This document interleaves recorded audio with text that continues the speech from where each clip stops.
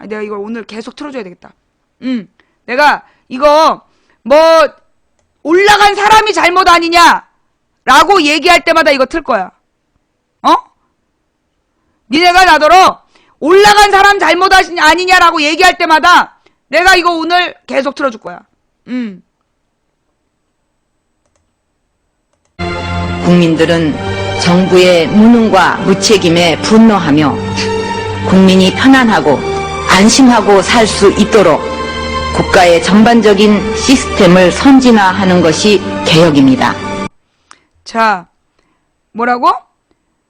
국민이 안전하게 살 수 있도록 시스템 전반을 고쳐야 된대. 이게 뭔 말인지 알아들어? 한마디로 이렇게 그 세월호 사고나 판교 사고가 일어났는데 아무런 시스템 개혁을 안 하면 잘못이라고 얘기하고 있는 거야, 니네 공주님께서. 정부는 정말로 해야 할 일이 무엇인지 생각해서 하지 말아야 될 일, 안 해도 되는 일은 이제 손을 떼고 해야만 하는 일을 철저히 해야 합니다. 외교부는 AP통신의 실종 문의마저 묵살했습니다. 김 씨의 주검이 발견된 시각에 대통령은 외교부에서 희망이 보인다는 보고를 받고 있었습니다. 테러 정보를 수집하고 분석하는 국정원이 무슨 일을 했는지 국민은 알지 못합니다. 자, 국정원이 무슨 일을 하는지 국민들은 알지 못한다. 요거 하나는 좋아졌네요. 네.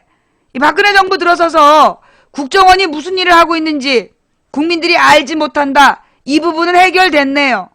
예. 확실히 우리가 알고 있잖아요. 국정원이 뭐 하고 있어요? 간첩 증거 조작. 그 다음에 악플 달기. 이거 하나 우리가 확실히 알고 있네.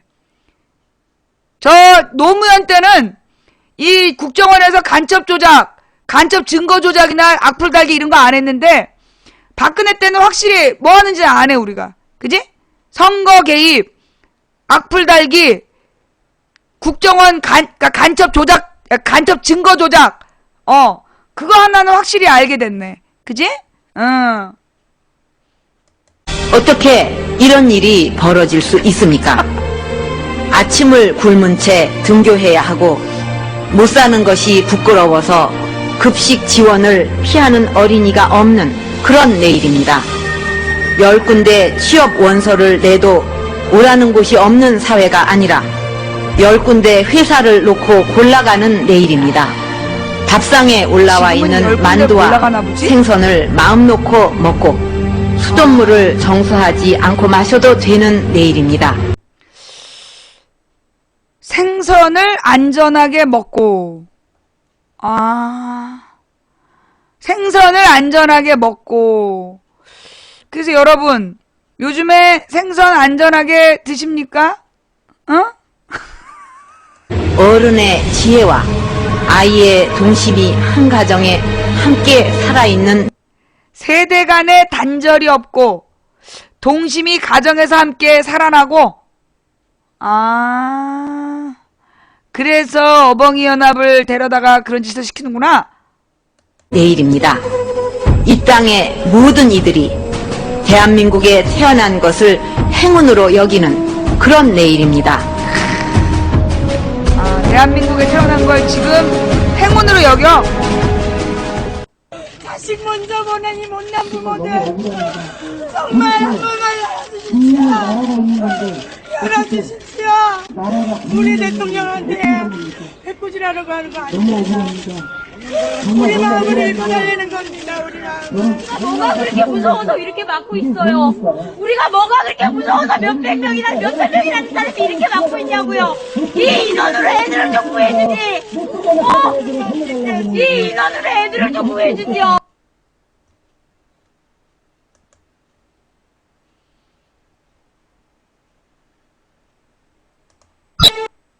예.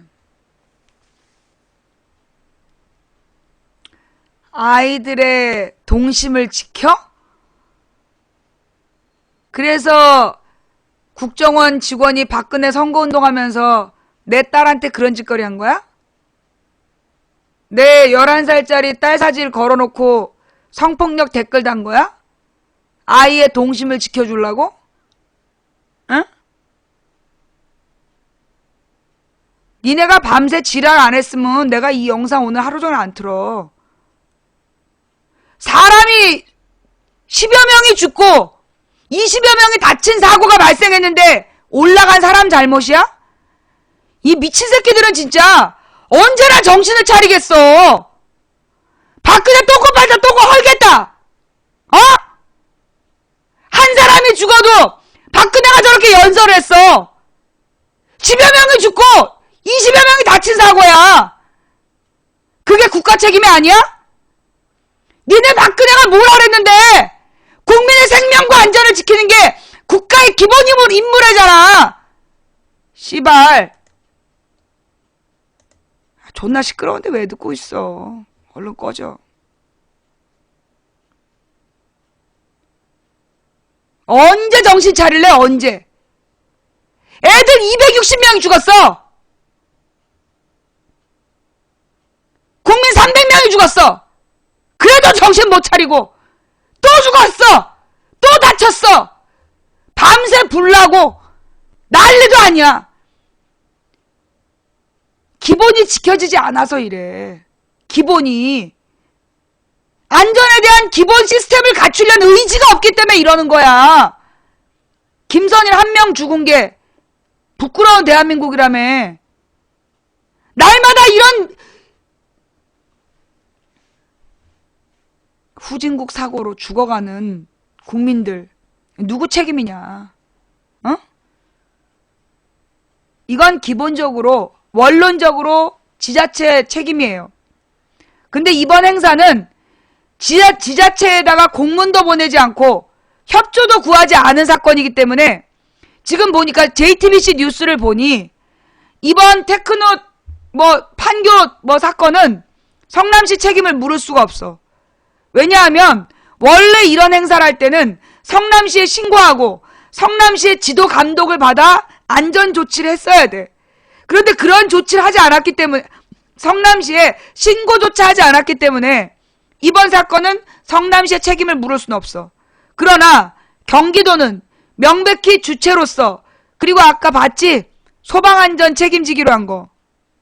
경기도는 이번 사건에 대해서 소방안전을 책임지기로 동의했다며. 합의했다며. 그럼 이번 사건은 명백한 경기도 책임이야. 응?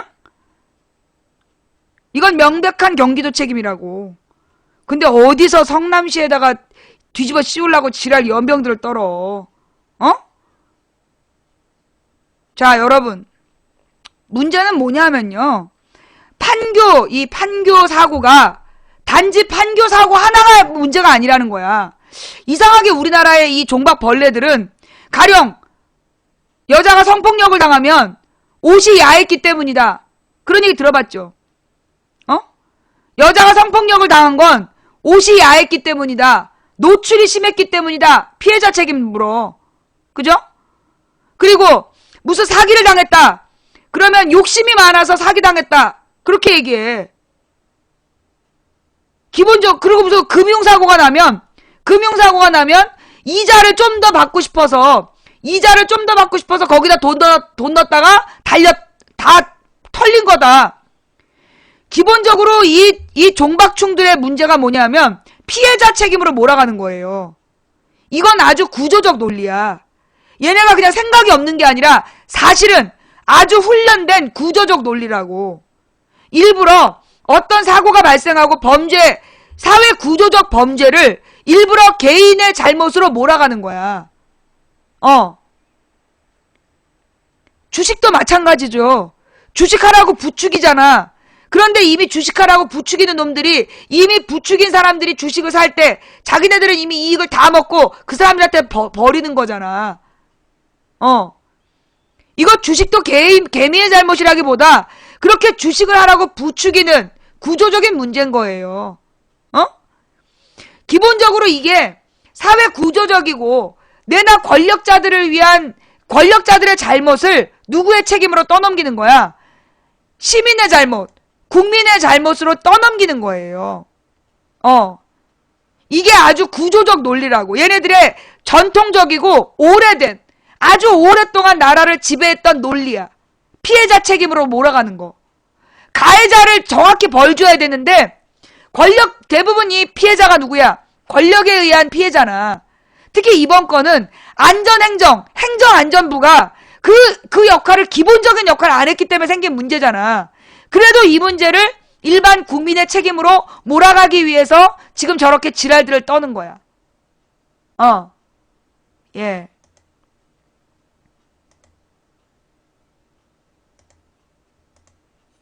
무슨 얘기인지 알겠어요? 피해자 책임으로 몰아가는 게, 이게 이제까지 이 권력자들이 자기네들의 잘못 때문에 피해자가 생긴 건데 그 책임을 개인에게 몰아서 구조적으로 지네들의 잘못을 피해가는 거야. 오래된 얘네들의 그 발뺌 전술이에요. 예, 오래된 발뺌 전술이야. 우리가 이걸 똑바로 바라봐야 되는 거야. 그리고 이것이 잘못된 논리라는 걸 명백하게 선언해야 돼요. 이번 세월호 문제는, 이번 판교 사건은요, 세월호도 마찬가지지만, 여러분, 우리 기억나요? 세월호 때? 세월호 사건 딱 발생하자마자, 종박 무슨 목사인지 무슨, 누가 뻘소리 했어. 왜 경주나 가지, 배 타고 제주도를 가다가 사고를 당하냐고. 그거 기억나요? 누구였어, 그 발언한 게? 세월호 사건 터지자마자, 웬 종박 인사가, 돈 없는 애들이 경주나 갈 것이지 무슨 제주도까지 가다가 사고를 당하냐고. 기억나죠? 그거 누군지 한번 찾아봐. 이게 뭐냐? 봐봐. 세월호 사건 피해자 탓으로 돌리려고 그런 거야. 세월호 사건도 그 피해자들의 탓으로 돌리려고 했던 거야. 돈 없으면 광주나 가지, 경주나 가지, 뭐하러 제주도 갔냐 이러면서. 이게 단순히 처음 나온 게 아니라니까. 김선일이 죽은 건 노무현 책임이라고 선언했던 박근혜가, 김선일이 죽은 건 노무현 책임이라며. 국민의 생명과 안전을 지키지 못한 노무현 책임이라며. 김선일의 죽음이 노무현 책임이면 세월호의 책임, 판교의 책임은 박근혜 책임인 거야. 내 말이 맞아 틀려? 내 말이 맞아 틀려?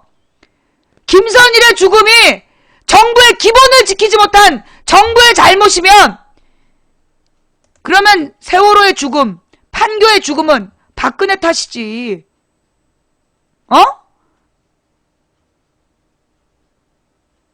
김선일의 죽음이 노무현 탓이 아니라고 인정해봐. 10년 전에 박근혜가 거짓말한 거라고 너네가 가서 청와대 뒤집고 와. 그러면 믿어줄게. 김선일 한 명의 죽음이 국가의 탓이라며. 300명의 죽음, 이번에 판교의 죽음, 이건 국가와 정부의 탓이야. 국가가 기본을 지키지 않아서 벌어진 사건이야. 알아? 개소리 하지 마. 김선일 죽음은 노무현 탓이 아니라고? 그럼 내가 인정해주지. 김선일 죽음이 노무현 탓이 아니라면 내가 인정해주지. 그러니까 박근혜가 10년 전에 미친 소리 한 거네? 그지? 박근혜가 10년 전에 미친 소리 한 거지?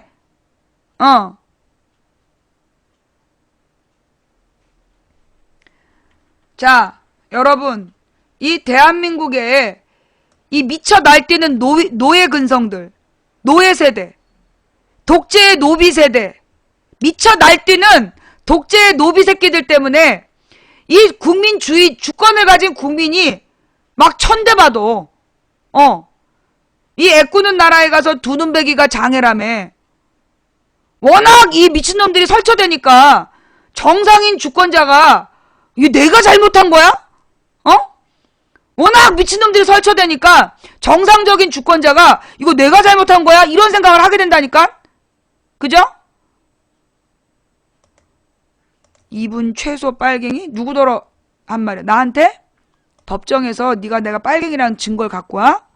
법정에서 만나. 애꾸는 나라에서는 두 눈배기가 장애인 취급을 받는다고? 워낙 미친놈들이 설쳐대니까. 근데 희망살림? 저 누구야? 팩트TV에 희망살림 나오는 저 남자 누구야? 아니 그냥 내가 궁금해서 처음 본 사람인데 팩트TV에 나오는 저 희망살림에 나오는 저 남자 누구야? 욕만 하네. 그래 미안해요. 예, 욕만 해서 미안해요. 네, 다시는 오지 마세요.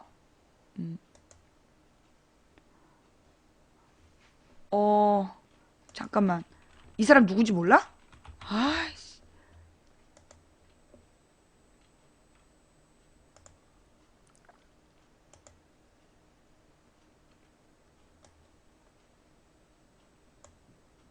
이 누구냐고. 이 사람 누구야?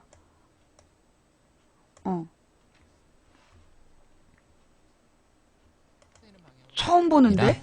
오히려 국민연금을 늘리고 기초연금을 늘리고 그런 방향으로 우리가 관심을 갖고 계속해서 노후소득뿐만 아니라 전반적인 복지의 확충을 위해서 같이 이제 노력을 해가야 되는 부분이 아닐까라는 생각이 듭니다. 사실 아까 GDP 10% 정도까지 늘어나야 된다라고 말씀드렸는데 결국에는 이게 개인 일반 가계의 세금을 늘리는 방향으로 갈 게 아니라 사실 계속 지금 부자 감세하고 있잖아요.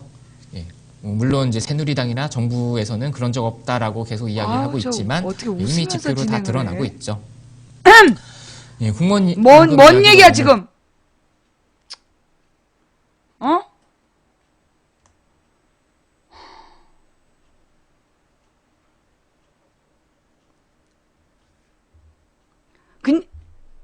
가을호사비 왜 불러 지금?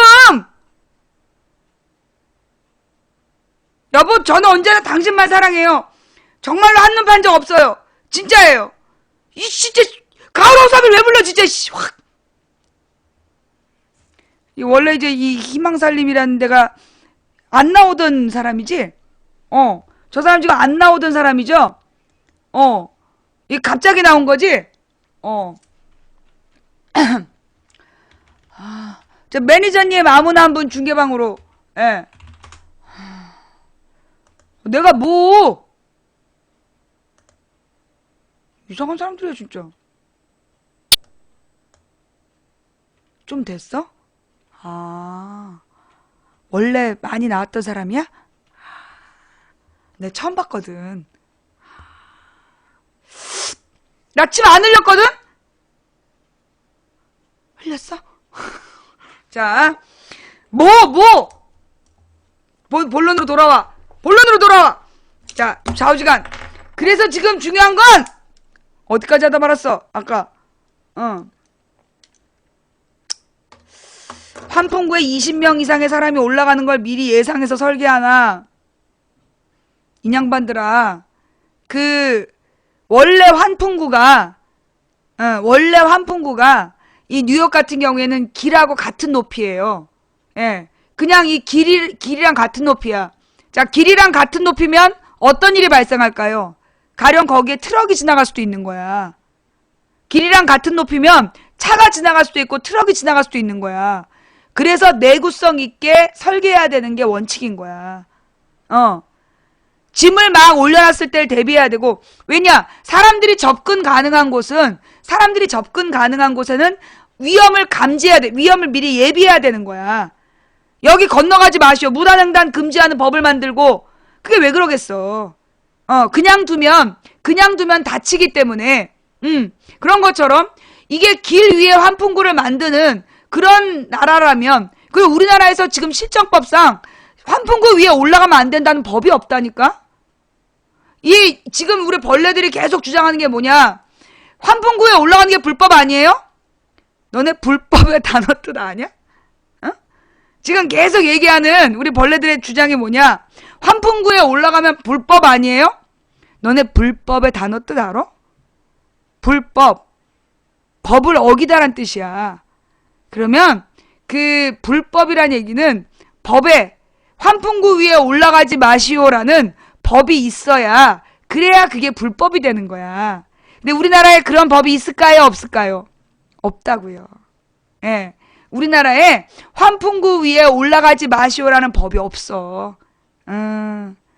왜? 지금 우리나라에도 인도랑 비슷한 높이의 환풍구들이 있다니까. 지은 지 오래된 시내에 있는 환풍구들이 사람들이 지나다닐 수 있게 해놨어. 그래서 지나다니면 안 된다는 법이 없다고.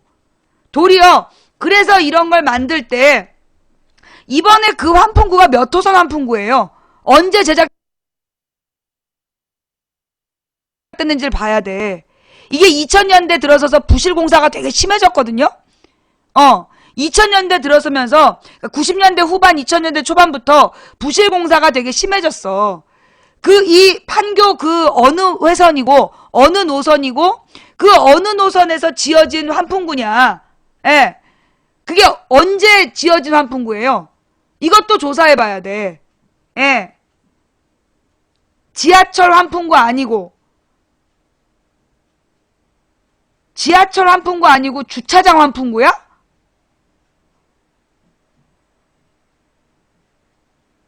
지하철 아니고 주차장 환풍구. 그러면 주차장 환풍구라는 거는 진짜 우리나라에 관련 규정이 없지 않아요? 아무 관련 규정이 없어. 지하철 환풍구는 도리어 그 안전 규정이 있어. 튼튼하게 지어야 되는 안전 규정이 있는데, 이번 건 주차장 환풍구잖아. 그러면 이거는요, 주차장 환풍구면 이건 테크노밸리 잘못이야. 이게 만약에 이 주차장 환풍구라면 이건 테크노밸리 잘못이라고. 그 건물, 이 건물 설계자의 잘못인 거야. 왜냐하면 주차장 환풍구는 가령 이게 왜 지하철 환풍구면 대부분 도로변에 위치하기 때문에 사람들이 지나다닐 수 있게 되어 있단 말이야. 그런데 이게 주차장 환풍구라면 그러니까 주차장 건물을 지은 사람 그 책임인 거야. 왜냐? 주차장 그 환풍구에 사람이 함부로 올라갈 수 있게 설치하면 안 되는 거지. 아예 진입이 금지되게끔 설계를 했어야 되는 거야.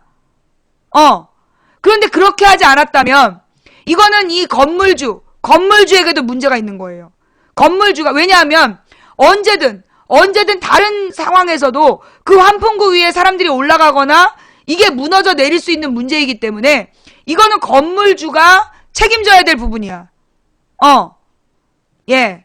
건물주가 책임져야 되는 부분이고, 그 다음에 또 하나는 뭐가 있냐니까 설계하고 그 건물 허가를 받았던, 건물 허가 받고 그 허가를 내줬던, 이거는 설계 감사까지도 문제가 될 수 있어. 주차장 환풍구라면 이건 주차장 환풍구를 냈을 때 나타날 위험을 누가 맨 처음에 설계 당시부터 그걸 감안을 해서 설계를 해야 돼요. 그리고 그 설계 내용을 감사를 해야 되고, 모든 설계 감수를 또 다 받아야 되는 거야. 그죠?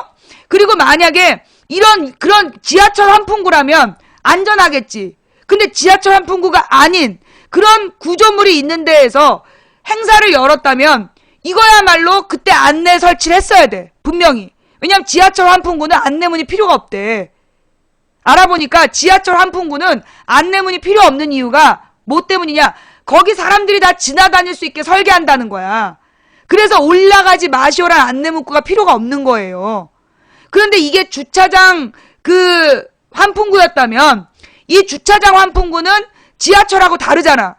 그지? 그러면 이거는 맨 처음에 만들 때 설계 당시에 접근이 불가능하게 만들었어야 됐어. 맨 처음부터. 그게 아니면 만약에 이런 그 안전 기준에 미달인 구조물이 있는 장소였다면 아예 그런 행사를 하면 안 되는 거지. 행사를 할 때는 금주를 치고 아니면 거기에다 안내문을 붙여서 절대 올라가지 못하도록 사람을 배치했어야지. 어쨌거나 문제는 똑같아. 이게 만약에 지하철 환풍구였다면 부실공사의 책임을 물어야 돼요. 지하철 환풍구 원래 사람이 지나다닐 수 있게 만들기 때문에 만약에 그게 무너져 내린 거잖아. 그러면 이거는 그 부실공사의 책임을 물어서 건설업자를 잡아들여야 되는 문제야. 근데 이게 주차장 환풍구라면 이건 이 건물의 문제인 거지. 건물 설계. 예. 건물 설계할 때 접근이 불가능하도록 원래 있잖아요. 주차장 환풍구. 여러분 보셨어요? 일반적으로 건물 주차장 환풍구 봤지? 어떻게 되어 있어? 굴뚝 형태로 되어 있어. 굴뚝 형태로 되어 있어서 뭐 이렇게 동그랗게 빼가지고 이렇게 뭐라 그러나 이렇게 종로 같은 데 가보면 나와 있어. 주차장 환풍구가 대부분 저렇게 사람이 올라갈 수 있게 되어 있지 않다고. 예. 굴뚝 형태로 되어 있어가지고요. 사람이 올라가지 못하게 여러 개, 그러니까 뭐 동그라미 기둥을 여러 개를 뽑아서 가래떡처럼 휘어놓는다든가 그런 모양이 그게 환풍구라고. 근데 이 건물이 그만큼 큰 건물의 주차장 환풍구였다면 높은 기둥으로 설치했어야 돼. 왜냐? 이게 주차장에서 나오는 거 전부 다 매연이잖아. 그러니까 지나다니는 사람이 그 매연을 맞지 않도록 지하철 환풍구는 그냥 공기야. 그냥 공기. 근데 주차장 환풍구라면 주차장 안에서 나오는 매연을 밖으로 빼는 거니까 사람이 접근할 수 없도록 원래 그러니까 일본 얘기가 나왔구만. 그러니까 일본 얘기가 나왔어. 일본은 5m 이상의 굴뚝으로 만들어야 된대잖아. 일본은 5m 이상의 굴뚝으로 만든대잖아. 지하철 환풍구라서 그랬구만. 예. 근데 지하철에서 나오는 공기는 매연이 아니야. 주차장 공기는 일산화탄소를 포함한 매연이라고. 발암물질. 그러니까 높이 올리는 거야. 지하철 환풍구는 지하철이 들어올 때, 여러분 지하철 타서 가보면 지하철이 들어올 때 공기가 확 밀려 들어오잖아. 그 밀려 들어온 공기를 빼올리는 게 지하철 환풍구의 역할이라고. 용도가 다르지. 그리고 주로 지하철은 도로변에 있기 때문에 사람이 다 올라갈 수 있게 설계를 해. 근데 이거는 건물 주차장 환풍구라면 이거는 설계 때부터 문제가 있는 거야. 건물이 언제 지어진 거예요? 이 건물이 언제 지어진 거야? 이 건물이 지어진 연도가 중요해. 그래서 이 건물을 설계했던 사람, 그리고 설계를 감리한 사람, 예, 최근에 지어졌다. 2012년? 그래. 이게 언제 지어졌는지 한번 확인해봐요. 이명박 때 지어졌을 가능성이 커. 이명박 때 지어졌을 가능성이 크다고. 왜냐하면 이명박 때 이런 건설업자들의 원칙과 이런 게 다 무너져. 그래서 이명박 때 부실 건축물이 굉장히 많이 만들어지는 거야. 세종시에 아파트를 다 지었어. 세종시 아파트를 다 지어서 분양을 했는데 이 아파트가 철근이 모자라다고. 철근이 30%밖에 안 들어간 아파트가 지어졌다니까? 그것도 이명박 때 지은 건물이야. 예. 시간이 언젠지를 한번, 이건 건설 시기가 언젠지를 봐야 되고, 이거 누가 허가했나? 이런 설계면요, 이거 허가가 나면 안 되는 거야. 정말 나쁜 새끼들이지. 아니, 주차장 환풍구를 왜 그 높이로 만들어? 미친 거 아니야?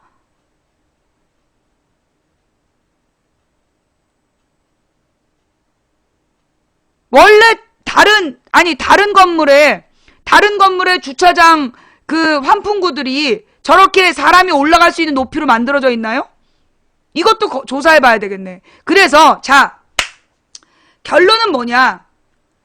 행사를 하려고 해. 지역 축제를 하려고 그래. 그러면 축제 주최자는 그 장소에서 혹시 일어날 수 있는 위험에 대해서 철저한 대비를 해야 돼. 우선 안전요원을 배치하고 안전시설을 만들고 그리고 안전 규정을 가장 먼저 따져야 돼. 주최 측은. 그리고 안전사고 대비. 이거 기본 아니야? 운동회를 하더라도 안전사고 대비하라는 교장 선생님 훈화 말씀이 나와요. 아이들 운동회 하면서도 다치지 않도록 안전사고에 대한 대비, 그거부터 한다고. 수천 명이 모여서 이게 대중 가수가 오는 행사를 해. 그럼 거기에서 가장 먼저 따져야 될 거는 주최 측이나 또는 지방관청이나 먼저 뭘 따져야 돼? 안전을 따져야 되는 거야.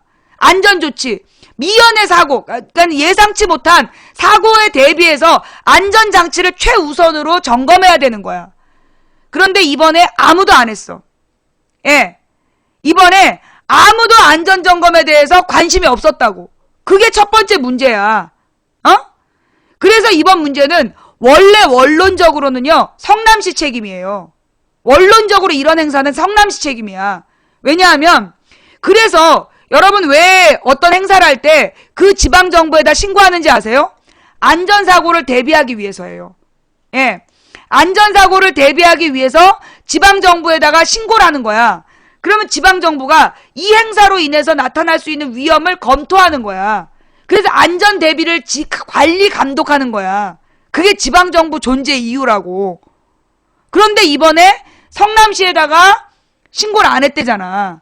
성남시를 빼고 경기도하고 경기도과학진흥원 둘이서 했대잖아. 걔네들만 띄워주려고 했대잖아. 처음부터 주최 측이 불법을 한 거야. 안전관리감독 대상에게 신고도 안 하고 했기 때문에 이거는 성남시의 책임을 물을 수가 없는 거야. 무슨 얘기인지 알겠어? 정부 탓 오지다 간첩이세요? 자, 정부 탓 오지다 간첩이세요 때문에 또 한 번 틀게요.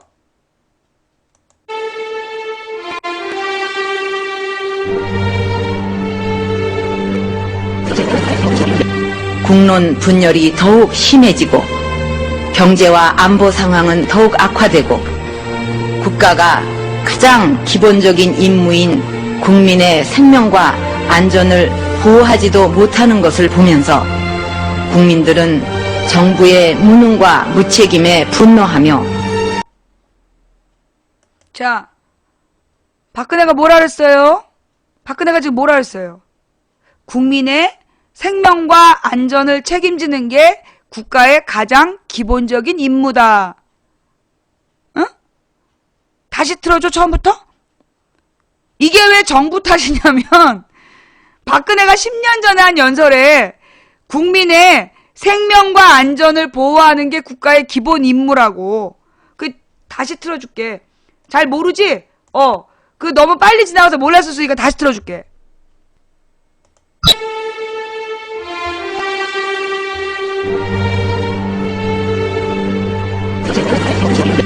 국론 분열이 더욱 심해지고 경제와 안보 상황은 더욱 악화되고 국가가 가장 기본적인 임무인 국민의 생명과 안전을 보호하지도 못하는 것을 보면서 국민들은 정부의 무능과 무책임에 분노하며 국민이 편안하고 안심하고 살 수 있도록 국가의 전반적인 시스템을 선진화하는 것이 개혁입니다. 알아들어? 아니 내가 언제 선동했다 그래. 선동당하지 말라고. 아니 내가 언제 선동했어. 네가 감동한 거지. 아니 네가 감동해놓고 너 경찰서에 가서 신고하겠다? 망치 부인이 내 마음을 훔쳤어요. 절도죄예요. 이러면서 막 신고할 것 같은데? 아니면 망치 부인 내 가슴에 불 질렀어요. 이러면서 방화죄로 신고할 거야? 아이 이런 미친놈을 만나. 내가 언제 선동했어. 네가 감동한 거지. 네가 흔들려놓고 왜 내 책임을 져. 자, 내가 여러분 이번 판교 사고가 왜 정부 탓이냐? 다시 설명해? 박근혜가 뭐라 그랬어? 이번 판교 사고가 왜 정부 탓이냐고 묻는 놈들아, 가서 박근혜 때려잡고 와. 박근혜가 그러잖아. 한 명의 국민이 죽었을 때 국민의 생명과 안전을 보호하는 게 국민의 기본적인 임무라며. 박근혜 얘기야 이거. 내가 사실 박근혜 별로 안 좋아했는데 이 연설을 보니까 박근혜가 정확히 얘기를 했네. 이번 판교 사고가 왜 정부 책임이냐? 나는 몰랐어. 박근혜가 그러잖아. 국민의 생명과 안전을 보장하는 게 국가의 기본 임무라고. 뭔 말인지 알겠어? 내가 얘기한 게 아니야. 박근혜가 얘기한 거지. 왜 박근혜가 그런 얘기 했냐고 해서 박근혜한테 따져. 청와대에 쳐들어가갖고 왜 그랬냐고 저기 박근혜한테 따지기 바래. 자, 그러면서 넘어가자면 이거는요, 다른 지방자치단체들도요 굉장히 조심해야 될 부분이야. 지금 박근혜가 8월 달부터 세월호를 잇기 위해서 총력을 다하라 지시를 내린 거 아니야. 그래갖고 우리나라 정부 교육부에서 학교 안에서 노란 리본 달지 마라. 학교 안에서 세월호 얘기하지 마라. 그리고 세월호 관련해서 무슨 그 작품 전시도 하지 마라. 교육부 지시사항 아니야. 그러면서 각 지방자치단체한테는 가을 축제를 열심히 홍보하고 열심히 해라. 그렇게 분위기 띄워서 빨리 국민들이 일상생활로 돌아가게 하라고 그런 거 아니야, 정부에서. 그래서 터진 게 이번 사건이에요. 이게 지금 그 울산에서 1000명이 달라붙어 줄다리기 하다 줄 끊어져, 여러분 있잖아요. 줄다리기 끊어져서 다치면 별거 아닐 것 같지? 줄다리기 끈이 끊어져서 다치면 별거 아닐 것 같잖아. 500명 정도가 참여하는 줄이면 지름 10cm 정도 됐을 거야. 지름이 10cm 정도 되는 줄이었을 거라고. 그러면 그 줄이 끊어지잖아요. 그러면 엄청난 힘에 의해서 그 부상자의 상태가 굉장히 심각할 거라고. 내가 옛날에 2008년에 이상한 단체들이 광우병 우리가 집회를 하고 있는데 청와대로 가자 그러면서 막 사람들 끌고 가. 그래갖고 버스에다가 전경 버스에다 밧줄을 묶어가지고 그걸 땡기라 그런 거야. 시민들더러. 내가 물어봤다고. 이걸 왜 땡겨야 되느냐. 그랬더니 이거 저항의 표시라 그러면서 그냥 땡기라고 막 그러는 거야.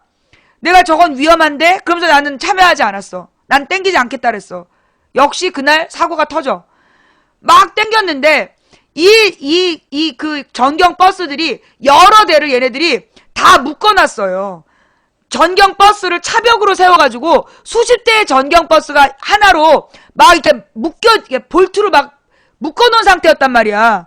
그런데 밧줄로 버스 하나를 땡기겠다고 그 짓을 시킨 거야. 그래서 어떻게 됐냐? 줄이 끊어졌어요. 줄이 끊어져가지고 그때 부상자가 영구 장애를 입었다고 들었어. 영구 장애를 입었다고 들었어. 그게 왜 그러냐면 엄청난 힘이에요, 그게.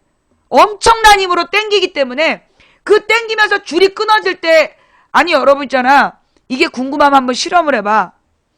그 깜장 고무줄을 자기 얼굴에다 이렇게 대고, 그 다음에 그러니까 10cm짜리 깜장 고무줄을 한 1m까지 이렇게 당겼다가 끊어질 때까지 한번 당겨봐. 어떤 일이 벌어지나. 10cm짜리 깜장 고무줄을 들고 얼굴에다 딱 대놓고 끊어질 때까지 한번 당겨봐. 그게 그 고무줄 당겼을 때의 상처야. 그러면 일반 동아줄, 줄다리기 줄이 끊어졌을 때의 그 충격이 얼마나 컸겠냐고. 이 줄다리기 하다 줄 끊어져서 다치는 문제는요, 굉장히 무식한 상황이야. 이것도 마찬가지로, 여러분, 우리 조상들이 차전놀이나 줄다리기나 이거 전통놀이에요. 막 하는 것 같잖아. 인원이 정해져 있어. 차전놀이나 줄다리기나 다 인원이 정해져 있고, 정도가 정해져 있는 거야. 게임의 규칙이 왜 있겠어. 다치지 말라고 있는 거지. 1000명을 동시에 땡기라고 그러는 거는 미친 짓이라고. 내가 미친 짓이라고. 기본적으로 안전에 대한 아무런 개념이 없는 거야. 이게 지금 하루 사이에 하루에 2개의 사건 터진 거잖아. 그지? 울산 줄다리기 사고하고 이 판교 사망사고하고 동시에 터진 거야. 그리고 또 사건 또 있던데? 고무줄 끊어지는 거랑, 그래. 그 고무줄이 끊어지는 거는 사실 더 빨리 끊어져. 늘어나다 끊어지니까. 그지? 근데 이 줄이 끊어질 때까지 한번 힘을 줘봐. 줄이 끊어질 때 힘. 얼마나 무서운지. 고무줄이랑 그 비교했다고 화났어? 미안해. 너희들 수준에 안 맞는 그 예를 들어서 미안해. 내가 이 고무줄 끊어질 때는 이게 예를 든 거야. 통증에 대해서. 근데 그것도 이해를 못하고 지금 시비를 걸고 있어서 두 분을 내보냈어요. 예. 동대문 화재는 이거는 이제 뭐 시민 축제나 이런 건 아니잖아요. 그건 다른 거고, 좌우지간 나라의 변고가 끊이질 않아. 그지? 지금 하여튼 나라의 변고가 끊이질 않아. 오늘이 무슨 날인지 아세요, 여러분? 오늘이 20년 전에 성수대교가 무너진 날이야. 오늘이 20년 전에 성수대교가 무너진 날이야. 아, 이게 경찰의 날이래? 어. 20년 전에 성수대교가 무너진 사고가 있었어요. 한강 다리인데 이게 성수대교가 우리한테 중요했어. 왜냐 우리 도봉구 사람들이 성수대교를 건너 많이 갔단 말이야. 강남 갈 때. 그런데 그 성수대교가 어느 날 아침 성수대교가 무너져 내렸어. 그래갖고 문제는 뭐냐, 그 시간 출근 시간이었던 거야. 출근 시간이라서 자동차랑 버스랑 막 다리 밑으로 떨어져 버린 거지. 그래가지고 그때 막 어떤 아이는 뛰어가서 그 버스를 탔다니까, 학교 가려고. 그래서 애들이 그 버스 타고, 그 당시에 10,000원 버스였고 많은 사람이 죽었어요. 많은 애들이 죽었어. 예. 오늘 한겨레 신문에 기사가 났더라고.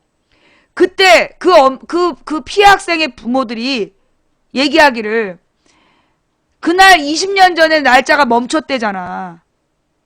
20년 전 아이가 아침에 학교 다녀오겠습니다 라고 갔다고.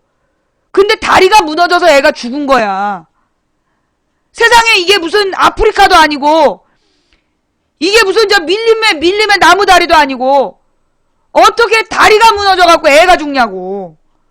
그래서 그 부모들이 하는 말, 세월호 잊으란 얘기 하지 말라고. 세월호 잊으란 얘기 하지 말라고. 그러고 얘기를 하더라고. 20년 동안 여러분 있잖아요.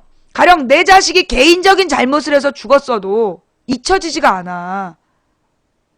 내가 아는 사람이 이혼을 했는데, 이혼한 이유가 엄마가 애를 데리고 가다가 엄마가 잠깐 한눈판 사이에 애가 차에 치여 죽었어. 엄마는 그 순간, 그때 애를 잠깐 손 놨는데 차에 치여 죽었다고, 애가. 그 순간이 잊혀지질 않는 거야. 그러니까 엄마가 정신병원에 왔다 갔다 하면서 지금 13년 됐나, 애가 죽은 지 13년이 됐는데도 아직 정신을 못 차린다고. 그 순간을 용서를 못 하는 거야, 자기 자신을. 애가 어리고 산만해갖고 뛰어들었다가 죽은 건데, 그래도 엄마는 그때 내 애를 내가 왜 낳았을까? 붙들고 있어야 됐는데 왜 딴 데 봤을까? 그 생각에 13년 동안 정신병원을 다니고 있다고. 아버지는 그런 엄마를 견디지 못해서 떠나버리고 난리가 났어요. 애가 그렇게 죽어도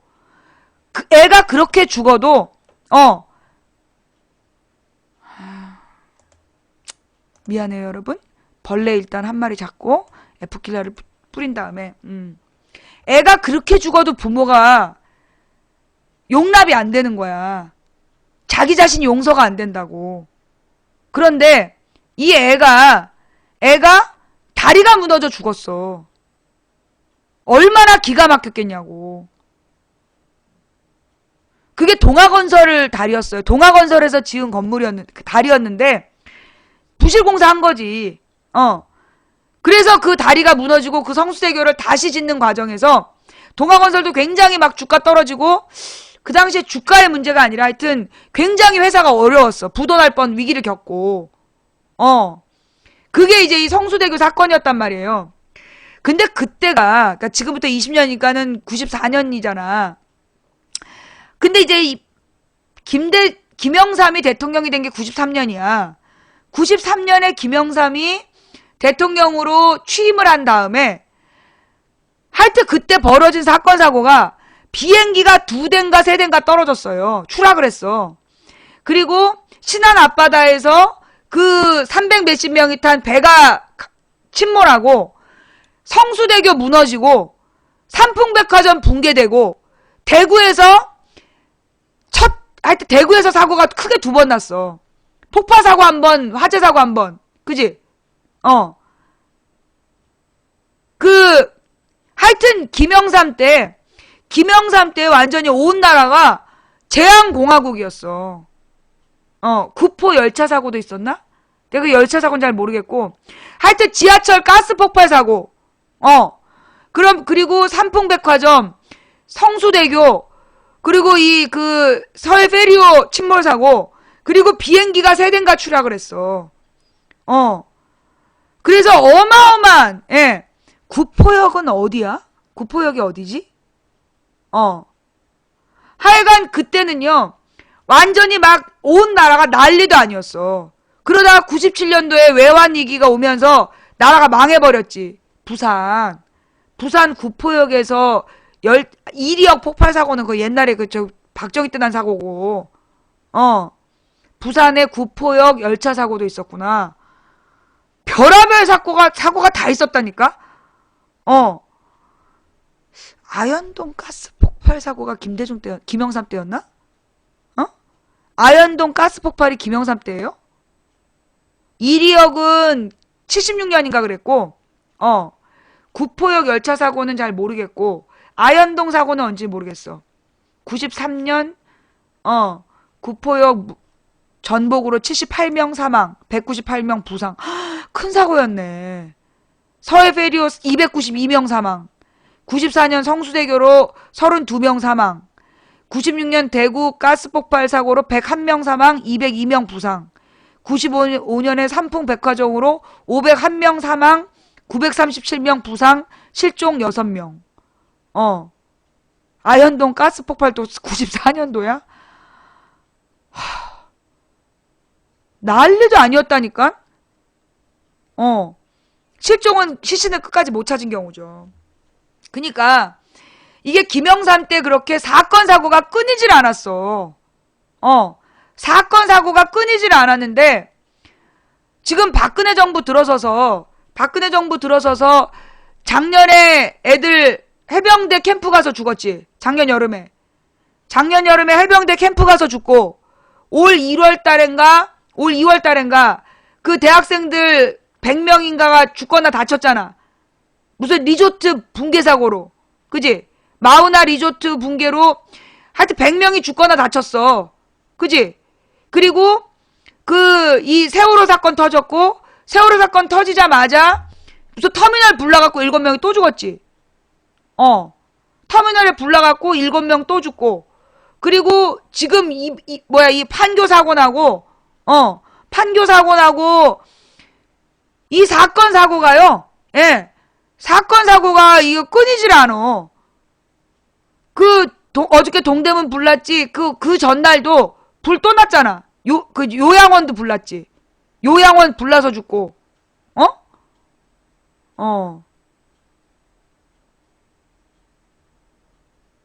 아니 도대체가 나라의 사건 사고가 끊이질 않아.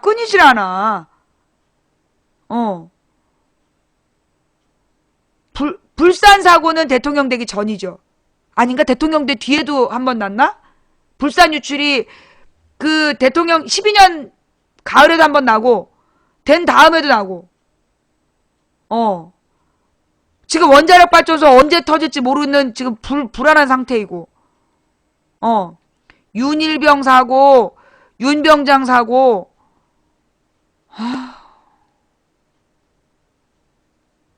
이게 왜 그러느냐 하면 기본을 안 지켜서 그래.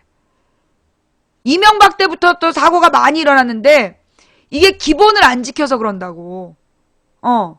이게 그러니까 돈만 생각하는 놈들은 기본적으로 나라 운영에 대한 그 기본을 지키질 않아. 그리고 박근혜 정부에서는 자기는 군림만 할 뿐이지 아니 지 입으로 국가의 기본 임무가 국민의 생명과 안전을 보호하는 거라며. 여러분 그 해병대 사고 때요. 박근혜가 나와가지고 막 다시는 이런 일이 없어야 된다고 막 그랬잖아. 기억나요? 해병대 캠프에서 애들이 죽었어. 그래가지고 그때 막 박근혜가 너무너무나 막 가슴 아파하는 척을 하면서 다시는 이런 사고가 없도록 뿌리를 뽑아야 된다 그랬잖아. 걔네 그 해병대 캠프가 올 4월 달까지 3월 30일까지 그냥 운영이 됐어. 텔레비에 나와서 한 말이 다 개뻥이야. 정부가 다시는 이런 일이 없도록 뿌리를 뽑아야 된다. 이런 사설 캠프들을 없애야 된다 이랬잖아. 그런데 이런 캠프들이 그냥 사설이 아니거든. 이게 다 아무나 해병대 캠프를 열 수가 없어요. 이게 다 이제 과거의 군부들하고 이게 손발이 맞닿아 있지 않으면 해병대 캠프를 못 열어. 국민들 앞에서 쇼하면서 다시는 이런 일이 없게 하라고 말만 했을 뿐이야. 실제로는 그 캠프를 문 닫게 못 해가지고 그게 올해 3월 말까지 운영이 된 거야. 근데 누가 문 닫게 했는지 알아요? 해병대 그 캠프 사고로 아이들이 죽은 학부모들이 계속 소송 걸고 문제 제기하고 쫓아다니면서 문 닫게 한 거야. 정부에서 아무런 조치도 취하지 않아가지고, 예. 정부에서 아무런 조치를 취하지 않아서 해병대 캠프로 자식을 잃은 부모들이 그 캠프 문 닫게 몇 달을 싸운 거야. 6개월을 싸워갖고 문 닫게 했어. 지금 마우나 리조트, 지금 리조트 뭐 취소됐나요? 아니, 사건, 사고 비판하는데 무슨 좌파 방송이야. 좌파의 뜻은 알아? 아, 이데일리가 좌파다 그러려고 왔지? 꺼져. 아, 정말. 하여튼, 박근혜 정부 들어서서 지금 1년 7개월 동안 하루도 편할 날이 없었어. 그죠? 그럼 왜 그래? 이 행정부가 하는 짓을 생각해봐봐. 박근혜 정부에서 장관 임명하는데 6개월인가 걸렸어요. 장관 임명, 지금 청문회 준비하다가 그만둔 게 16명인가 되잖아. 맨 처음에 미래창조과학부 하겠다 그래갖고, 미래창조과학부 장관을, 미래창조과학부를 만들겠다. 근데 국회의원들이 우리나라에서는 국회법상 대통령의 행정부를 개편하면 반드시 국회 허락을 받아야 돼. 근데 왜 만드느냐? 어떻게 운영할 거냐 물어봐도 대꾸를 안 해. 그래서 허락을 못 해주겠다 그랬어. 그랬더니만 텔레비에 나와갖고 막 삿대질하면서 발목을 잡게 해서, 야당이 대통령의 발목을 잡게 해서 죄송하다고, 그게 국민 사과를 했는데 국민 협박을 하더라고. 그게 야당 등신 새끼들이 허가해줬잖아. 그래서 미래창조과학부를 야당이 김한길이가 놀래가지고 허락을 해줬어. 그랬더니만 그 허락해준 미래창조과학부가 김한길이었나? 그때 문희상이었나? 그래가지고 장관 후보를 막 임명하고 막 쌩 고집을 피우니까 야당이 합의를 해줬네? 언론에서 맨날 야당이 발목 잡는다고 지랄하니까? 그랬더니만 그 장관 후보가 뭐 CIA에서 일한 경험이 있고 미국에서 IT 기업을 운영한 인재라고 박근혜가 막 자랑을 했거든.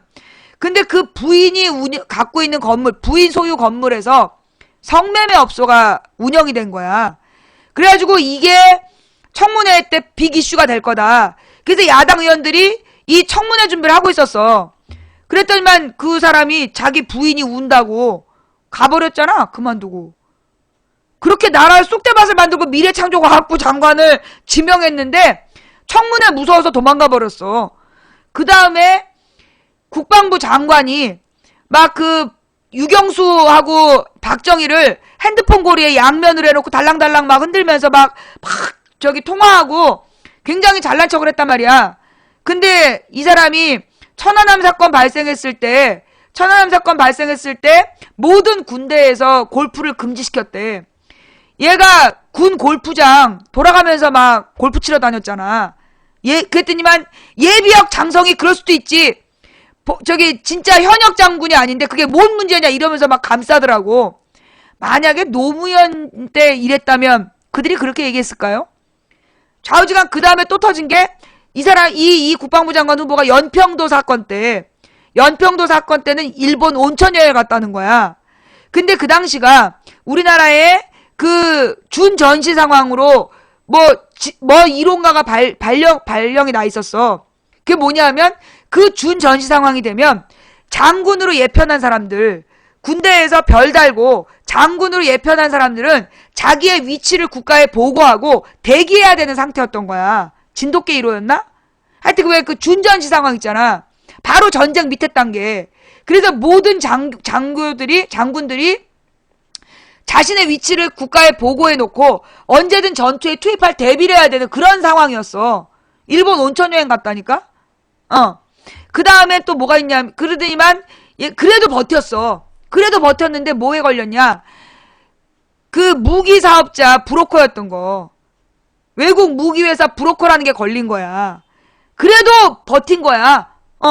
근데 그 브로커 하면서 이상한 주식, 문제 있는 주식을 보유하고 있던 게 털려가지고 결국은 그만뒀어. 국방부 장관 후보가 박근혜 때. 근데 그때가 어떤 상황이었냐면 김정은이 서울을 불바다로 만들겠다고 막 미친놈이 날마다 서울을 불바다로 만들다고 지랄하고 있는데 국방부 후보가 그런 애였어. 국방부 장관 후보가. 그리고 내가 나라 잘 돌아간다면서 작년에 방송했잖아. 그러다가 이제 강제 사회봉사로 끌려갔지 내가. 그 인사비리를 계속 비판했더니 잡아가더라고. 강제로 봉사하라고 이제 끌고 가더라고. 그 다음에 그 또 무슨 장관 후보들 중에 여러 개가 문제가 있었어요. 그리고 이제 윤창중이는 저기였지.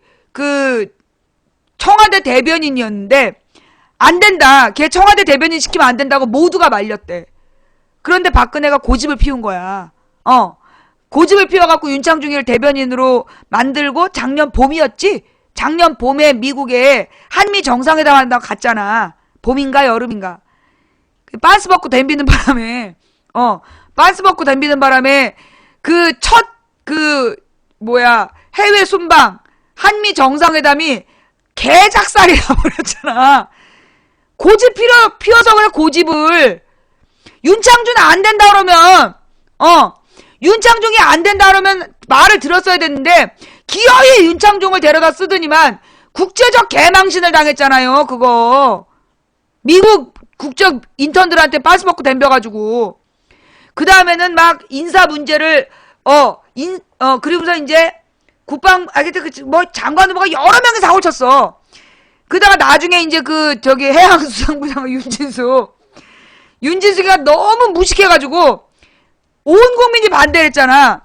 근데 박근혜가 뭐라 했어요? 모래 속에서 찾은 진주라고 그러면서 강행을 했어. 그래서 이제 윤진숙을 안 쳤다? 그 다음에 인사 쇄신을 하겠다. 그러면서 깨알 리더십 얘기가 텔레비에 막 나와. 막 모든 언론에서 깨알 리더십이라고 그러면서 장관에 이어서 차관들까지 직접 일일이 손수 선택하셨다고. 박근혜 대통령께서. 그래가지고 이제 법무부 차관이 유명해진 거 아니야. 별장 성접대 동영상에 딱 나온 거 아니야. 그래서 이제 중소기업 청장은 너 갖고 있는 주식을 백지 신탁해야 된다. 싫은데요? 그럼 그만두고. 공정거래위원장은 대기업이 중소기업 핏바람 먹지 못하도록 막아야 되는데 그 자리에다가 삼성 변호사 출신을 거기다 앉혀놓고 그나마 걔가 앉았다가 왜 잘렸냐? 해외 외환자금법 위반. 외국에 돈 빼돌린 거 걸렸어. 그래가지고 그만두고. 외교관은 통일부 장관은 통일을 반대했고 그 다음에 국방부 장관 아까 그런 애였고 그래서 지금 이제 국방부 장관을 김관진을 앉혔잖아. 그러면 김관진은 누구였냐면 기억나 2012년에 이명박 말기에 노크 귀순. 북한군이 이제 담을 넘은 거야. 7개의 감시망을 넘어왔는데 아무도 안 잡은 거야. 얘가 넘어오다 배가 고파서 군부대에 갖고 내무반에 문 두들기고 배고프다고. 그래서 군인들이 사이좋게 라면 끓여줬대잖아. 노크 귀순 사건. 국방부 장관 걔가 골프 치고 일본 여행 다니고 핸드폰 갖고 자랑하다가 걔가 비리가 있어갖고 잘리니까 김관진이 조국에가 가장 합당한 국방부 장관이다. 그래서 노크 귀순 김관진 앉혀놓은 거야. 그러니까 우리 김관진이가 그때 북한산 무인 항공기 사건. 그것도 웃겼는데. 여봐. 북한산 무인 항공기가 수시로 왔다 갔다 하는데 그걸 알지도 못하고 막지도 못하고 잡지도 못했다는 거 아니야? 그거 데워서 먹어. 뭐요? 어떤 우리 시청자가 보내준 햄버거야. 이렇게 많이 먹었어. 그러니까 말이야. 한 4인분 보냈구나. 4인분 보냈어. 언니한테도 와서 먹으라 그래. 재현이? 응. 예. 그래갖고 북한산 무인기가 왔다 갔다 하는데 그거를 우리 국방부에서는 알지도 못하고 막지도 못하고 잡지도 못해. 등산객이 주워다 주면 그게 북한산 무인기라고 막 발표만 한 거야. 그래가지고 사람들이 도대체 북한산 무인기가 수시로 들락거리고 무엇보다 북한산 무인기 여러분 이게 또 종편이 사고 친 거 아니야. 종편에서 북한산 무인기에 촬영된 사진이 막 나온 거야. 그러니까 이제 이 할아버지용 뉴스라서 할배용 뉴스. 북한이 청와대를 감시했다. 이런 이제 할배용 쇼킹 뉴스를 만들려고 종편에서 사진을 공개한 거야. 그래갖고 이 청와대를 딱 훑고 갔다는 사진을 공개했네? 이게 국가 기밀인데 청와대 사진이 국가 기밀이야. 그걸 종편에서 보여준 거야. 할배용 뉴스로. 이것도 큰 사고였잖아. 거기에다가 또 문제는 뭐냐. 북한산 무인기가 몇 킬로에서 나르기 때문에 레이더에 안 뜨고 막 그랬단 말이야. 근데 그 찍은 사진의 각도가 그게 거짓말이라는 게 들통이 났어요, 또. 이거 그냥 구글 사진 아니냐? 아니, 내가 왜 빨갱이야? 아니, 내가 왜 빨갱이야? 아니, 청와대 사진 국가 기밀이에요. 여러분, 그거 몰라요? 여러분, 우리나라의 네이버 지도에 청와대 나와, 안 나와? 안 나와. 청와대 위치가 국가 기밀이야. 원래 공지되어 있지 않아. 근데 이제 구글 위성 사진에는 그게 찍혔던 거지. 네, 구글 위성 사진엔 찍혀 있었던 건데, 좌우지간 이게 그 각도상 안 맞는 각도로 하여튼 청와대를 찍고 갔다는 걸 밝혔다가 그게 국가기밀 누설죄에 해당이 돼요. 만약에 한겨레나 이런 데서 그걸 특종이라고 냈잖아. 그럼 신문사 문 닫아야 돼. 조선일 보니까 넘어간 거지. 우선 300m 상공에서 찍었다 그랬는데 알고 보니까 북한산 정상이 찍히고 막 북한산 무인기는 그냥 능력이 보통이 아니야. 300m로 날면서 자기보다 높은 산 정상을 찍어. 그래가지고 도대체 북한산 무인기가 그렇게 돌아다닐 때 국방부에서 뭐 했냐? 그때 우리 국방부 장관이 뭐 했는지 알아? 우리도 무인기 있다 하면서 우리나라 무인기 공개했잖아. 국가 기밀인데. 우리나라 무인기 모습을 텔레비에 보여줬잖아요. 우리도 무인기 띄운다고. 정말 대단한 정부야. 이런 나라가 없어, 이런 나라가. 기가 막히지? 예. 540m를, 그러니까 이 북한산 무인기는 300m로 날면서 540m 산을 찍는 그런 기술이 있다고 발표한 거 아니야. 그 다음에 그것 때문에 막 욕을 먹었어. 그랬더니만 북한산 무인기 또 발견했다고 막 온 나라에서 속보가 나왔잖아. 그래서 봤더니 화장실 문자. 기억나요? YTN 속보였나? 종편 속보로 북한산 무인기 3번째 발견이라고 막 대대적으로 속보가 쫙 깔렸는데 가보니까 이제 네모난 화장실 문자. 아유, 나르는 문자. 거기다가 막 YTN에서 막 김정은이가 그 북한산 무인기 내려다보고 있는 사진이라고 내보냈는데 그게 조작인 게 또 딱 걸리고. 아유, 여러 가지가 있는데 바빠가지고 내가 다 말을 못해. 내가 정말 할 말이 참 많은데 할 얘기가 너무 많아가지고 내가 이 얘기하면 다른 방송을 못해요. 이런 정부야. 대단한 정부잖아. 그지? 하여튼 그래서 지금 이 나라꼴이 이게 주로 이 노예 근성에 물들어 있는 할아버지 할머니들만 자극해가지고 할아버지 할머니들 속이기가 쉽다. 왜? 할아버지 할머니들은 인터넷을 모르기 때문에. 이게 망치부인 방송을 들으시면요, 우리 방송 들으시는 할아버지 할머니 많어. 우리 방송 들으시는 70대 80대 어르신들 되게 많아요. 60대도 많아. 60대 70대 80대도 망치부인 방송을 듣게 되면 진실을 알게 되는 거야. 근데 사실 이 인터넷에 접속하지 못하는 할아버지 할머니들은 오로지 종편만 보잖아. 그러니까 종편에서 거짓말해갖고 할아버지 할머니들 속일 수 있다고 그러면서 지금 저 짓거리를 하고 있는 거예요. 그런데 할아버지 할머니들도 쉽게 속진 않아. 나는 유병원의 시신이 유병원이라고 나는 처음부터 인정한 사람이야. 그거 알죠? 여러분, 제가 유병원이 유병원 아니라고 얘기한 적 있어요, 없어요? 물론 인터넷에서 유병원이 내 시신 맞다 이런 조선일보 패러디가 나오고 그랬지만 나는 유병원이 유병원 시신이라고 난 처음부터 끝까지 인정한 사람이야. 원래 사람이 누우면 키가 크지만 유병원 시신은 기적의 시신이었기 때문에 키가 줄고 금니가 아래 위에 4개씩 따로 있었지만 죽어서 금니가 위로 딱 갖다 붙고 정말 기적의 땅이지만 나는 믿는다고. 정부 발표를 믿는 사람이야 나는. 너희 조국이 어디야? 이러면서 난 믿었잖아. 근데 할아버지 할머니들 굉장히 화내더라고. 할아버지 할머니들이 안 믿고 막 화를 내는 거야. 아주 국민을 바보로 한다고. 그때 되게 당황했어. 그 유병원 시신을 안 믿는 할아버지 할머니들을 보면서 아, 종편도 그 한계가 명확하구나. 적당히 좀 하지. 예. 하여튼 그랬다는 거. 자, 오늘 내가 이제 얘기하고 싶었던 핵심은 뭐였냐면, 내가 이제 이렇게 박근혜 비리를 얘기하다 보면 다른 방송을 못해. 그러니까 우리 이제 하던 얘기 오늘의 주제로 갈게요. 오늘의 주제. 오늘 꼭 해야 되는 이야기. 여러분, 내가 어저께 세금 얘기했잖아. 세금 얘기. 그 삼성이 세액 공제를 받는데, 그러니까 소위 R&D, 즉 국가에서 연구 개발 프로젝트를 운영하는 회사에다가는 세금 공제를 해줘요.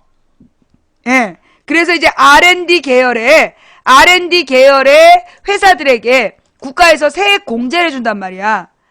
그 전체 세액 공제 중에 R&D 세액 공제의 절반 이상을 절반을 삼성이 다 공제를 받았대. 그래서 1조 몇천억 원의 세액 공제를 받은 거야. 그럼 1조 몇천억 원의 세액 공제를 왜 해줬겠어?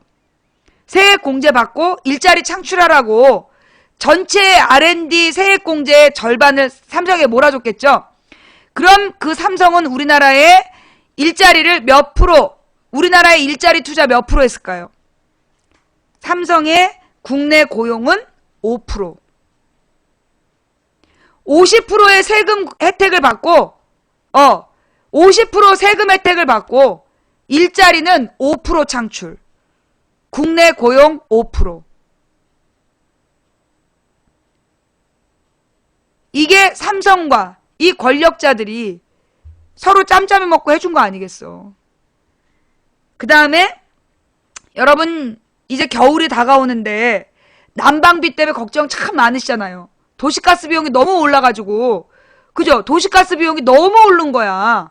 난방용 도시가스 비용이 너무 올라가지고 지금 이 겨울을 어떻게 보내나.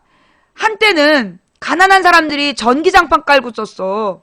내가 들었던 얘기 중에 가장 가슴 아픈 얘기가 우리 시청자 제보인데, 이 노원에 가면 임대주택이 많아.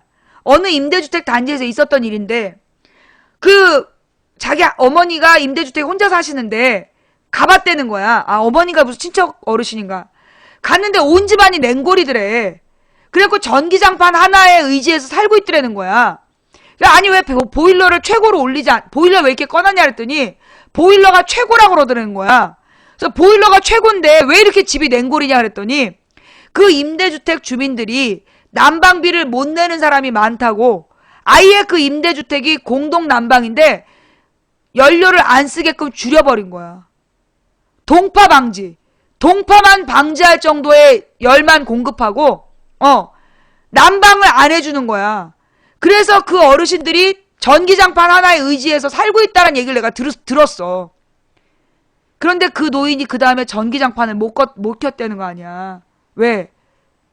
이명박 정부 들어서서 그 극빈층 전기요금이 올랐대요.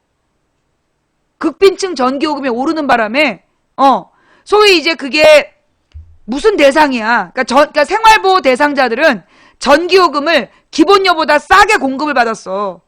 그걸 올려버린 거야, 이명박이. 그래서 전기장판도 못 키게 됐다는 거야. 얼마나 기가 막혀. 그죠? 그러면서 이 누진세 때문에 아주 사실 지금 우리나라 누진세 규정이 너무 센 거야. 너무나 낮은 수치에다가 누진세를 붙이는 거야. 일반 가정에서 조금만 어쩌면 누진세를 하래갖고 전기요금 2배를 뺏어가잖아요. 그죠? 이 겨울을 어떻게 보낼까 걱정하는 사람들 되게 많아. 자, 그런데 정부에서 10대 그룹에게 깎아준 전기요금이 얼마인지 아세요? 우리 정부가 10대 대기업에게 깎아준 전기요금이 1조 5천억 원. 누지세 안 해도 비싼데 10대 기업에게만, 다른 기업 빼고 10대 기업에게만 전기요금 할인해 준 게 1조 5천억 원이래. 기가 막히죠? 네. 국민들에게는 그렇게 악착같이 전기요금 받아가고, 여러분 이 기업이 전기요금 우리랑 똑같은 가격에 쓸까요? 우리가 1kW 쓰는 비용이랑 기업이 1kW 쓰는 비용이랑 전기요금이 똑같을까요? 기업이 쌀까요? 기업이 더 싸요. 예. 기업이 더 싸요. 우리가 쓰는 전기요금보다 기업은 우리가 쓰는 비용의 70%만 내고 쓴다고. 산업용이라고. 그러면서 우리한테 전기 아껴 쓰라고. 뭐 블랙다운? 블랙다운인가? 멜트다운인가? 뭐 아니 멜트다운은 저 원자력이고 블랙다운이라면서 뭐 전체적으로 전기가 모자라서 블랙아웃. 블랙아웃.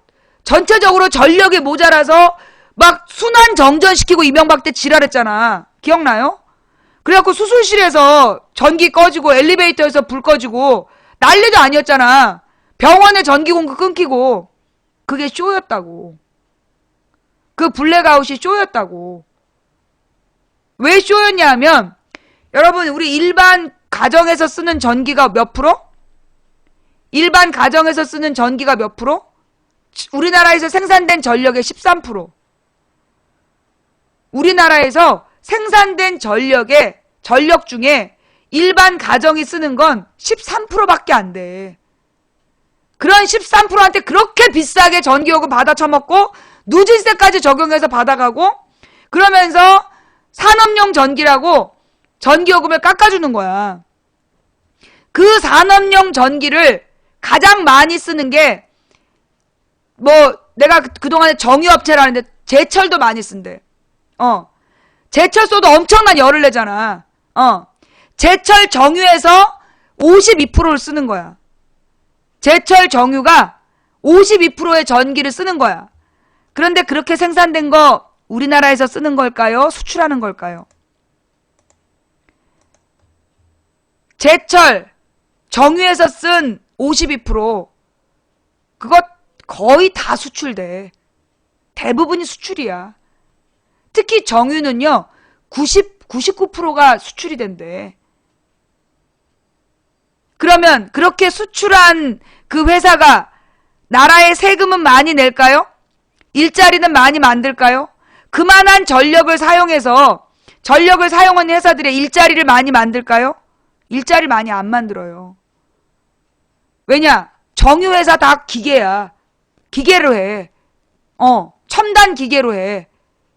제철도 마찬가지고. 별로 일자리가 창출이 되지 않는 산업에 전기를 그만큼 사용하는 거야. 여기서 우리를 더 열받게 하는 건 이명박 정부 때 일본 정유회사가 우리나라의 정유회사 차리겠다고 전기요금이 싸다고. 일본 정유회사가 우리나라에 정유공장을 짓겠다. 산업용 전기요금이 싸다고. 그러면서 이명박이가 그럼 왜 블랙아웃 쇼를 했냐. 이명박이가 블랙아웃 쇼를 한 게 뭐 때문이냐면 원전 때문이야. 그 아랍에미리트에다가 그 원자력 발전소를 팔기로 했잖아. 근데 그 계약이 아직 구체적으로 성사된 게 아닌 거야. 이게 지금 고리 2호기인가? 고리지. 지금 이제 그 원전이 고리에 그 원전 2호기를 지금 짓고 있는 중인데 이 원전 2호기를 지어서 전기를 보내는 탑이 송전탑인 거야. 고리 2호기를 지어서 신고리 2호기인가 하여튼 고리 2호기인가 이 원전을 지어서 가동을 해서 그 가동된 전력을 보내는 게 송전탑인 거야. 밀양 송전탑 문제. 밀양부터 시작해서 이 태백산맥을 가로지르는 송전탑이 이 고리 2호기에서 새로운 방식으로 생산된 원자력 전력인데 이걸 지금 지어야 되는데 국민들이 원자력 발전에 대해서 반대를 하잖아. 삼척도 지금 원자력 발전소 반대하고 국민들이 원자력 발전소를 자꾸 반대를 한단 말이야. 원자력 발전소가 필요하다는 여론을 만들기 위해서. 원자력 발전소가 필요하다는 여론을 만들기 위해서 전력이 부족하니 원자력 발전소를 지어야 된다. 그 얘기를 나오게 하기 위해서 블랙아웃을 시킨 거야. 그러니까 순환 정전을 시키고 쇼를 한 거야. 근데 알고 보니까 그때 화력발전소 몇 개가 쉬고 있었어. 일부러 화력발전소를 동시에 가동을 멈춘 거야. 그래서 그 예비 전력의 수치를 낮추고 그 위기감을 만들어갖고 순환정전을 시켰다니까? 이게 선동이 아니라 뉴스에다 나온 거야. 뉴스에 나온 건데 저렇게 막 선동이라고 얘기를 하시네? 이거 기가 막히죠? 예. 여러분, 우리나라에요. 지금 아무 도움 안 되는 우리 국민에게 별 도움 안 되는 정유회사, 우리 국민에게 일자리 창출도 안 되는 제철 공장, 이런 데에서 쓰는 전력, 지금 우리나라에서 그런 대기업들한테 세금 다 깎아주잖아. 전력 싸게 공급받아서 수출해서 돈 벌어왔으면 그 이익금의 절반은, 그 이익금의 52%는 국가에서 세금으로 걷어도 되는 거 아니니? 아니 생각해봐. 걔네들 정유하는데 가장 중요한 게 전력이라며. 제철하는데 가장 많이 쓰는 게 전력이라며. 그러면 그들이 벌어들인 이익의 52%는 국가에 세금으로 내는 게 정상 아니야? 30 몇 프로 내던 법인세, 그걸 깎아준 거 아니야. 36%인가 35% 내던 법인세를 32%인가로 깎아줬어요. 그럼 3%를 깎았다는 거야. 자, 여러분, 3%를 깎았다는 얘기는 별로 크게 안 보이잖아. 그죠? 3%를 깎았다는 건 별로 크게 안 보이잖아. 그런데 난 이건 잘못된 예라고 봐. 왜냐? 이게 30 몇 프로에서 3%를 깎았으면 10% 가까이 깎아준 거야, 세금을. 10% 가까이 깎아준 건데 3% 깎았다고 뻥치고 앉아있다니까? 이명박이 깎아준 세금이, 부자들한테 깎아준 세금이 22조 원이라고요. 여러분, 이번에 내년도 예산에서 무슨 장애인을 위한 예산, 그 다음에 뭐 한가정 부모를 위한 예산, 그리고 이 양육에 관련 예산 다 제로로 만들었잖아. 돈 없다고. 누리과정도 정부에서 돈 없다고 지방정부한테 밀어버리고 지방정부 돈이 없어서 지금 날아갔잖아.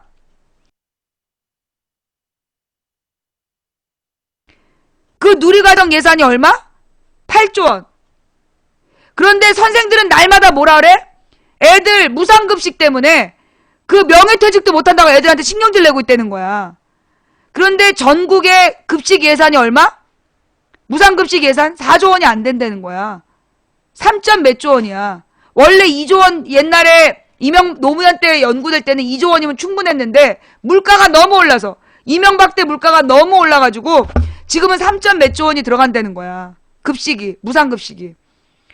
돈 없어서 그 무상급식 못하겠다고 지랄하고 있는 거 아니야. 3, 4조 원 무상급식 돈 없어서 안 된다. 그 7조 원 누리과정 돈 없어서 못한다. 두 개 합쳐봤자 11조 원이야. 그런데 부자들한테 깎아준 세금이 얼마? 22조 원. 부자들한테 깎아준 세금이 22조 원.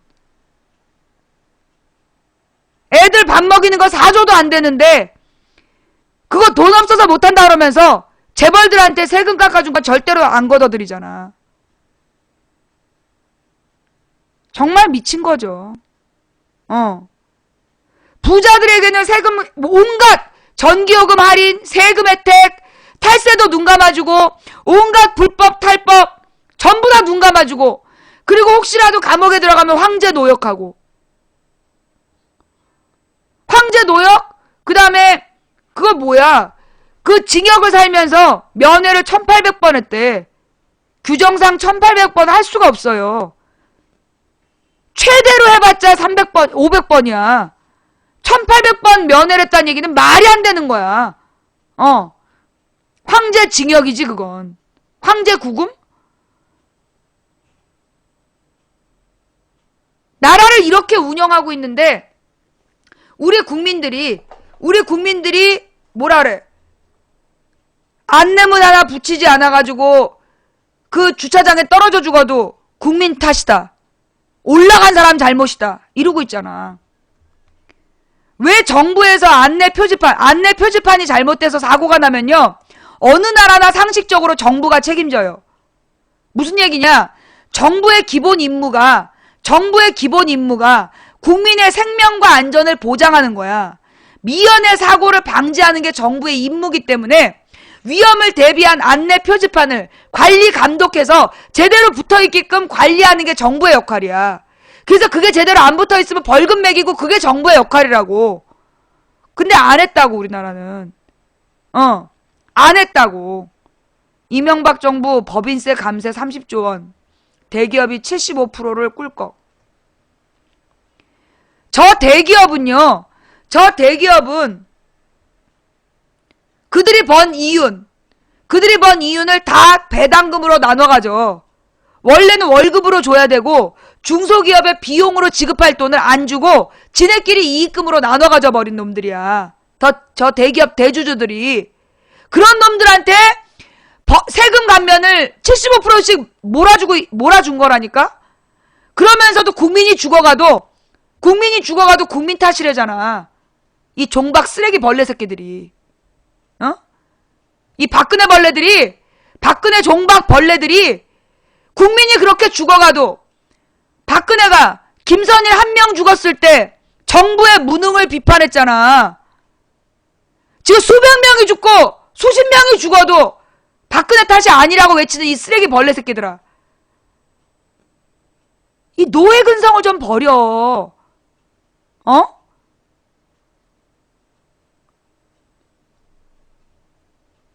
지금 대통령이 김대중이야? 지금 대통령이 잘못 없다고 그러는 벌레들 얘기하는데 김대중 벌레는 또 뭐야? 아, 네 마음속에 대통령이 김대중이야? 그렇구나. 벌레들에게 띄우는 노래, 너 그러다 장가 못 간다.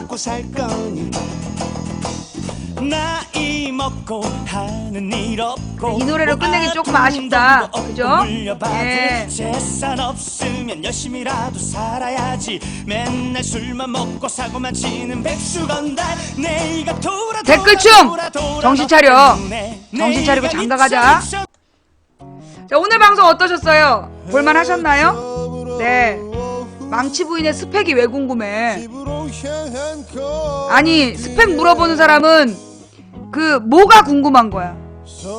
나의 과거?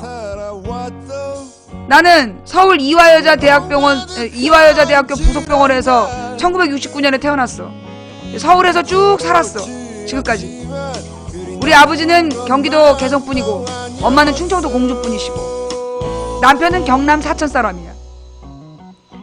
서울에서 신창초등학교를 졸업하고 쌍문중학교를 졸업하고 영광여자고등학교를 졸업하고 경희대학교를 졸업하고 졸업만 했어.